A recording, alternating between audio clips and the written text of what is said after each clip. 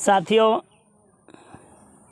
सभी लोगों को जय भीम, जय भारत, जय संविधान। भीमसेना जिंदाबाद, नवाब सत्यपाल जी जिंदाबाद। साथियों, आज हम ये वीडियो फरमाइश आपकी गीत हमारे चैनल पर आप तक पहुंचाया जा रहा है, क्योंकि अखिल भारतीय भीमसेना के जो चीफ साहब हैं माननीय नवाब सत्यपाल तंवर जी पर झूठा देशद्रोही का मुकदमा माननीय योगी आदित्यनाथ जी ने लगवाया है।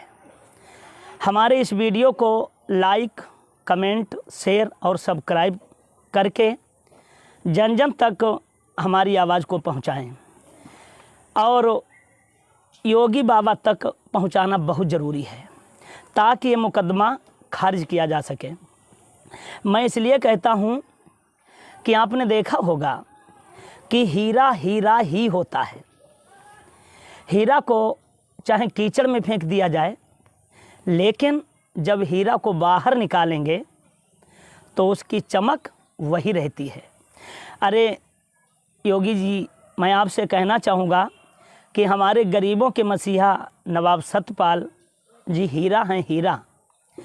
उनका तुम कुछ भी नहीं बिगाड़ सकते। हम सभी लोग उनके साथ हैं। आगे थोड़ा हम पंक्तियों में बताना चाहेंगे कि हो जाओ होशियार साथियों, हो जाओ होशियार। जो सगे बाप का नहीं हुआ, क्या तुमसे करेगा प्यार साथियों, हो जाओ होशियार। आगे हम आपको बताएंगे इसी वीडियो में, क्योंकि वीडियो पर बने रहिएगा और हमारा वीडियो पूरा ही देखें कि ये कैसे बाप के नहीं हुए। ये आगे वीडियो में आपको देखने के लिए मिलेगा। आगे लिखा गया है कि नवाब सत्यपाल के ऊपर देशद्रोह लगाया, ये सब करने में बाबा जी जरा नहीं शर्माया। सबसे बड़ी देशद्रोही है बीजेपी सरकार साथियों, हो जाओ होशियार साथियों, हो जाओ होशियार। साथियों, बड़ा दुख का विषय है, बड़ा दुख का विषय है। कायदे में ये देशद्रोही का मुकदमा नवाब सत्यपाल तंवर जी पर नहीं, योगी बाबा जी पर लगना चाहिए था। क्योंकि मैं क्यों कह रहा हूं कि उनके ऊपर ये मुकदमा लगना चाहिए था, क्योंकि आगे मुझे मिला है कि 17 मुकदमा योगी जी पर, इनको जेल पठाओ। कितने? 17 मुकदमा योगी जी पर, इनको जेल पठाओ। ऐसे हत्यारे के ऊपर देशद्रोह लगाओ। अब आप चौंक गए होंगे, हमें मालूम है आप जरूर चौंके होंगे, क्योंकि योगी महात्मा जी पर 17 मुकदमे कौन कौन से, तो मैं आपको गिनाता हूं। नंबर 1 में गिनती बाय गिनती बताएंगे। नंबर 1 में 2 मुकदमा ईपीसी की धारा 153, जो कि जाति धर्म पर इनके ऊपर दर्ज हुआ है। नंबर 2 में 2 मुकदमा धारा 295, किसी धर्म पर आपत्तिजनक शब्दों का प्रयोग करना, ये बाबा जी पर दर्ज है। 2 मुकदमा आईपीसी की धारा 307, किसी को जान से मारने की प्रयास करना, यानी कि मारने का प्रयास करना बाबा जी पर दर्ज है। गोरखपुर में हिंदू लड़कों को योगी जी ने ही हत्याएं करवाई हैं, मुकदमा इनके ऊपर दर्ज है। आईपीसी की धारा 302 लगनी चाहिए थी इनके ऊपर, क्योंकि लड़कों का कत्ल किया गया है इसलिए, लेकिन दबाव की वजह से किसी कारण इनके ऊपर वो मुकदमा नहीं लगाया गया। एक मुकदमा आईपीसी की धारा 506 अपराधीवधिक धमकी देना दर्ज बाबा जी के ऊपर है। 5 मुकदमा आईपीसी की धारा 127 दंगे भड़काना, ये सब इनके ऊपर दर्ज है।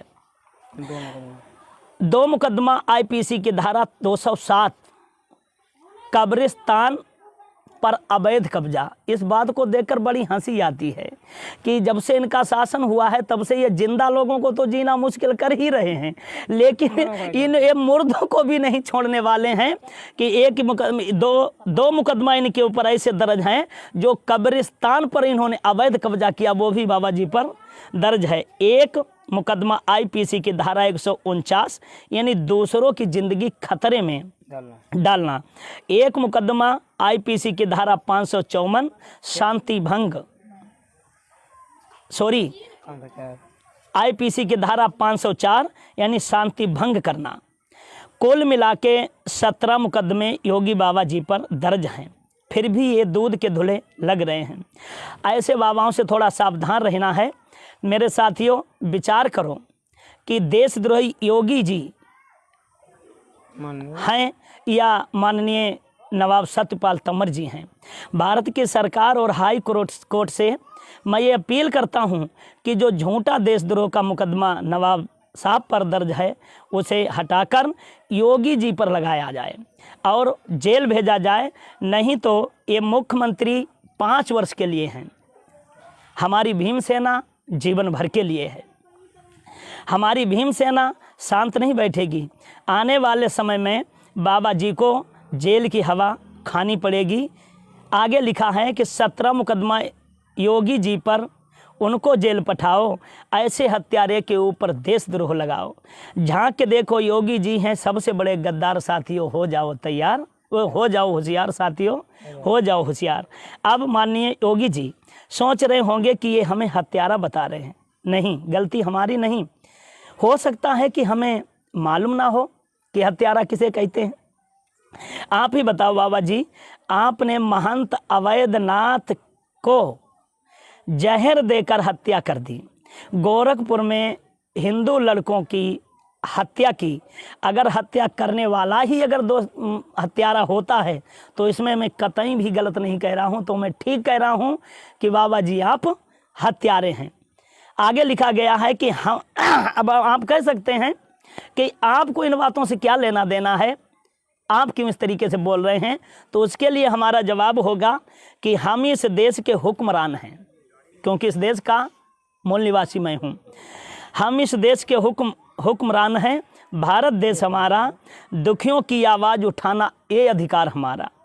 यूपी के अंदर होता है भारी अत्याचार, साथियों हो जाओ होशियार, साथियों हो जाओ होशियार।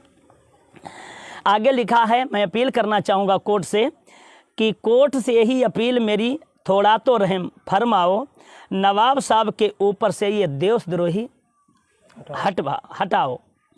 मैं कोर्ट से ये अपील मेरी, थोड़ा तो रहम फरमाओ, नवाब साहब के ऊपर से ये देशद्रोह हटाओ।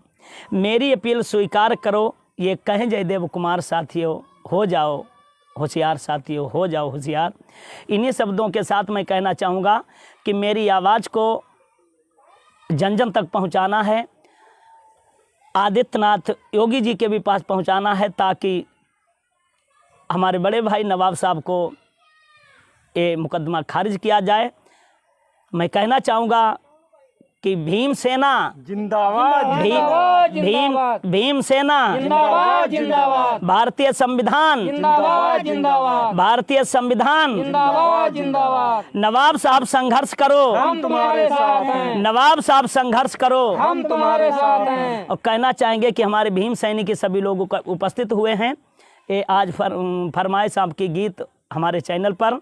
और ऐसा ना सोचें कि मैं ये दिलासा देता हूँ नवाब साहब को भी कि ये ना सोचें कि भीम सैनिक हमारे साथ नहीं हैं। हम सब लोग दिलो जान से आपके साथ हैं।